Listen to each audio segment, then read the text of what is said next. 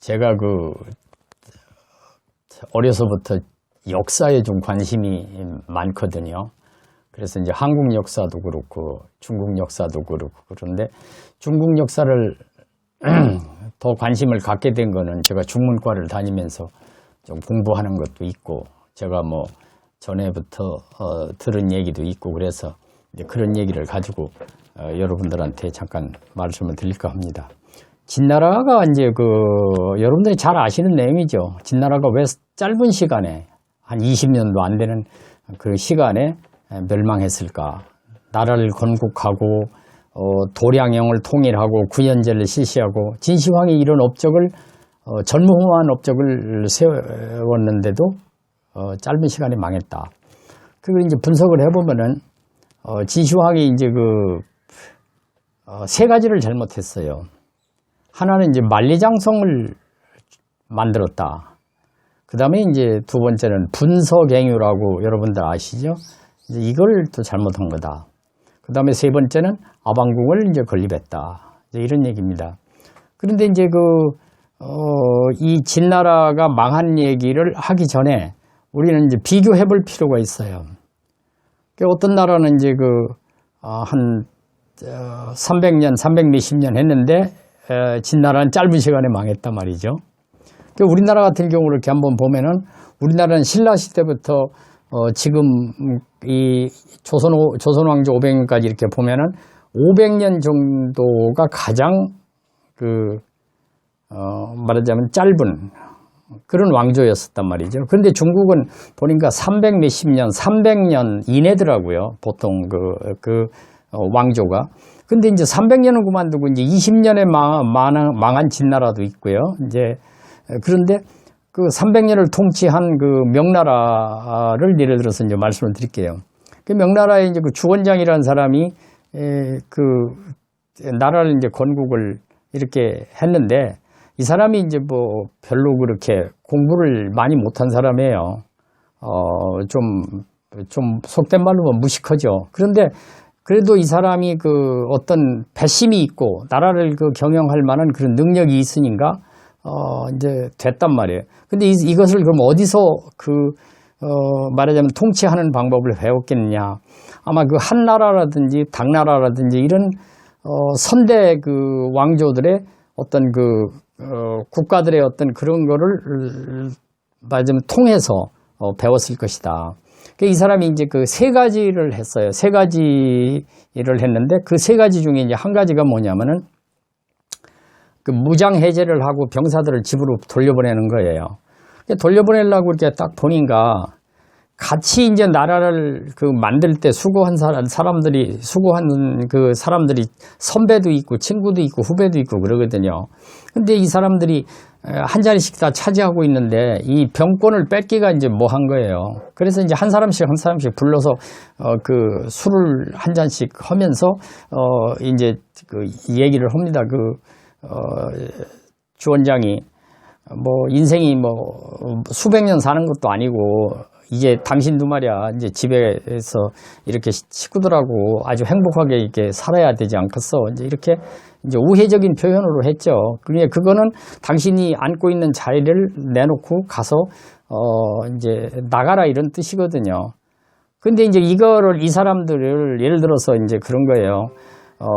평생에 이제 전장에서 싸움만 하던 사람이라 평화 시에 이제 어떤 고위직을 주어서 정치를 할 수 있는 그런 머리들이 없어요. 그러니까 이제 결국은 이게 뭐 하게 되면 어떻게 한직이나 이렇게 상징적인 자리를 줘야 되는데 이제 권력이라는 게 그렇잖아요. 그러니까 예를 들어서 같이 고생한 사람인데 누구는 황제에 앉아 있고 누구는 가서 그만두라고 그러니까 기분 좋을 일이 없죠. 그래서 어떤 사람은 막 불평을 하고 저희 친구끼리 이제 장수들끼리 이제 술 한잔 먹고 불평하고 이러다가 다 이제 죽게 되고 또 그때 이제 그 말을 미리 알아듣고 사표를 내고 집에 간 사람은 이제 그런 대로 목숨을 부지하고 이랬단 말이죠.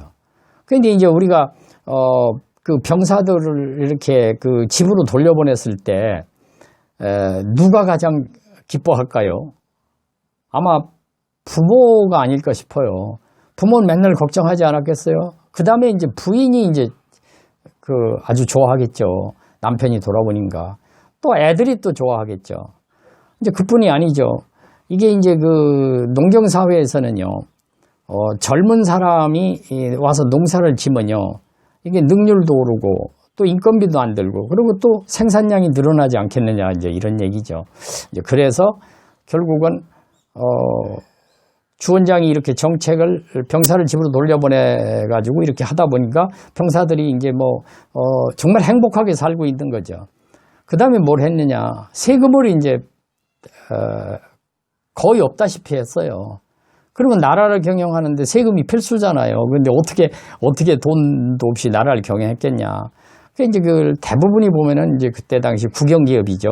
뭐 소금이라든지 또 뭐 광산이라든지 이런 아주 그 국영기업이 좀 있지 않겠어요? 그런 국영기업만을 해가지고 주로 이제 관리들 월급도 주고 이제 이렇게 했단 말이죠. 그 한 20년 동안 이제 세금이 뭐 거의 없다시피 해서 이제 이렇게 해서 했어요. 그렇게 하고서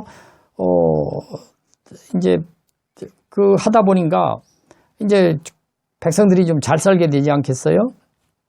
그리고 이제 그래서 이제 보통 그 왕조 그 초기에는 이제 한 20에서 30년에 이제 그 휴식기를 두더라고요. 근데 이 휴식기라는 것이요, 20년, 30년이라는 것이 그때 그 인간의 수명으로 봐서는요, 한 30몇 살밖에 안 됐다고 그러거든요. 그러니까 뭐 이게 한 세대가 왔다 갔다 하는 이런 긴 기간이죠. 그 이제 그 왕조를 만든 사람 입장에서 보면 백성들을 편안하게 하기 위해서 휴식기를 주는데, 아까 말씀드린 대로 세금을 이렇게 줄여줬다. 그렇다고 해서 나라가 돈 쓸 일이 전혀 없어서 그렇게 한 거냐. 백성들을 편안하게 해서 나라가 부강하려면 백성들이 잘 살아야 된다. 이런 어떤 원칙이 있는 거죠. 그래갖고 한 20년간 안 받다가 백성들이 잘 살게 되니까 이제 그때부터 세금을 한 10년간 받았다는 거예요. 받아봤더니, 그 역사서에는 이런 기록이 있더라고요. 피륙이 넘쳐나서, 창고에 쌓아둘 수가 없었다. 이렇게 얘기돼요. 이제 그 당시에 곡물 뭐 이런 거, 피륙 이런 걸 받았는데, 받아서 쌓아놓는데 쌓아놓을 데가 없을 정도로, 나라도 이제 부강해졌다. 그러니까 뭘 했느냐. 그때 이제 저걸 하는 거죠. 말하자면 이제, 황궁보수라든지 뭐 돈 쓸 때 이제 그때 돈을 썼다는 그런 얘기입니다. 그래서 이제 진나라는 그럼 어떻게 했느냐는 거죠. 진나라는 만리장성을 뭐 장병을 병사들을 돌려보내는 건 고사하고 이게 가가지고 이제 20만 명을 데려다가 이제 그걸 했는데 그 20만 명이라는 숫자가요 적지 않더라고요. 그때 이제 인구가 한 2천만 명밖에 이제 안 되는데 2천만 명이 20만 명을 그거 이렇게 일을 시키는 것은 고사하고 이게 이제 사람들이 그 높은 산에서 뭐 일을 하다 보니까 다치는 사람, 죽는 사람 있잖아요. 그럼 계속 이제 보충을 해야 돼, 사람들을. 보충해서 하다 보니까는, 백성들이 이제 살기도 힘들고 막 그 원망이 많았겠죠. 그 다음에 이제 잘못한 게 이제 분석행위라는 거예요. 분석행위라는 거 여러분들 다 아시는 내용이지만은 이게, 춘추전국 시대에 이제 그 사상가들이 굉장히 많지 않습니까? 그럼 사상가들이 이게 말이 좀 많잖아요. 그러다 보니까 이게 통치하는데, 통일해놓고 통치하는데 이제 걸림돌이란 말이죠. 그 요새로 말하면 이제 불온서적이에요.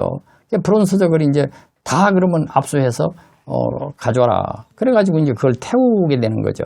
그 이제 산동 지방의 어떤 사람은 그 책을 좀 이렇게 보관하기 위해서 벽을 허물고서 거기다 넣었다는 거예요. 몇백 년 후에 이제 그것이 이제, 발견해가지고 뭐 했다 이런 얘기도 있고요. 그리고 이제 책을 이렇게 하다 보니까 이제 이사라고 누구냐면 요새로 말하면 이제 국무총리급인 이사라는 사람이 이게 사상가거든요, 이 사람이. 이 사람 다 알아. 선비들의 속성을 잘 알잖아요. 선비들한테 책을 전부 몰수를 해왔지만 그 선비들이 또 이제 책을 자꾸 만들어낼 수도 있고 선비들이 이게 있으면 불편하단 말이에요, 정치하는데. 그럼 뭐 어떡하느냐. 전부 붙들어 와라 말이에요. 붙들어다가 이걸 이제 어차피 뭐 죽여가지고 땅에 묻으나 뭐 그냥 묻어나 마찬가지니까 이제 큰 이제 아주 깽을 하나 그게 땅을 파가지고 이제 거기다가 선비들을 다 이제 밀어 넣었다는 거예요. 그래갖고 그게 유명한 우리가 분서갱영이라고 우리 알고 있지 않습니까? 그 다음에 뭘 했느냐? 그 아방궁을 이제 설치를 했어요. 아방궁을 이제 세웠어요. 그 아방궁이라는 게 호화 황궁의 대명사잖아요. 호화 건축물의 대명사란 말이죠. 요 최근에도 보면은 이제 어떤 분이 공직에 있는 분이 퇴직하고 저 시골 가서 이제 집을 지었는데 사람들이 평가하기를 그 아방궁처럼 지었다. 나중에 어떤 사람이 또 가보니까 뭐 아방궁 같이 크지는 않았다. 뭐 이렇게. 아무튼 이 아방궁이라는 것이 그러면 여러분들이나 저나 한 번도 본 일이 없는데 그 크기가 어느 정도인가 모르잖아요. 근데 이제 이게 역사서에 이제 자세히 보면은 이런 게 있어요. 항우가 황궁을 이제 가서 보니까 기가 막히다. 너무 호화스럽게 전했단 말이에요. 그게 뭐 백성에다 피 빨아서 그렇게 한 거다. 그래갖고 기분이 나쁘니까 이제 야 병사들을 시켜서 이걸 태워라. 그런데 이 건물을 태웠어요. 근데 이제 요새 만약에 우리가 화재 사건이 났다 그러면은 하루를 타도 어마어마하고 이틀 정도 탄다 그러면 아주 대단하지 않습니까? 근데 이게요 한 달을 탔다는 거예요. 한 달을. 그래서 이게 한 달 정도 탈 정도 되면 황궁의 규모가 얼마나 큰 거냐. 그러면 이게 이 세 가지를 다 잘못했단 말이죠. 진시황이. 그런 게 망할 수밖에 없는 거다. 이건 필연이다. 이런 얘기고. 그 300년의 그 통치 기반을 만든 그 명나라의 주원장은 세 가지를 또 이렇게 잘 해가지고 이랬다. 이제 우리는 이걸 비교 분석을 한번 해봤습니다. 그러면 제가 이제 저는 어떤 사람이냐는 거죠.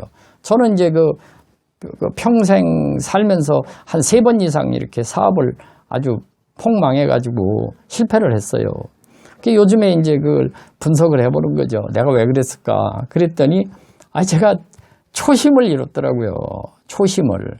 그러니까 어려웠을 때를 생각해서 좋아졌을 때는, 절약을 하고 낭비하지 말고 또 무리하지 말고 이래야 되는데, 제가 그만 그 초심을 잃어가지고 이제 실패를 했다. 그것도 한 번도 아니고 몇 번씩 했다. 그래, 뭐 개인적으로는 좀 부끄럽기도 합니다만은, 그래서, 나라도 마찬가지 아니냐. 이걸 보면서 지도자가 잘하면, 백성들을 편안하게 하고 성공도 할 수 있지만, 만약에 그렇지 못하면 백성들이 이렇게 이제 진나라처럼 이렇게 고생을 하고 나라도 또 결국은 망하게 되는 게 아닌가 뭐 이런 생각이 듭니다. 오늘 이 말씀드린 그 내용은 옛날의 역사를 통해서 우리는 뭐 어떤 마음이고 또 우리가 뭐 나라 경영이 아니라도 개인적으로 살아가는데도 내가 어떻게 해야 될 것이냐 하는 말하자면 어떤 시사점을 주는 게 아닌가 뭐 이런 뜻에서 말씀을 드렸고요. 다음번에는 다른 걸 가지고 제가 또 찾아뵙겠습니다. 감사합니다.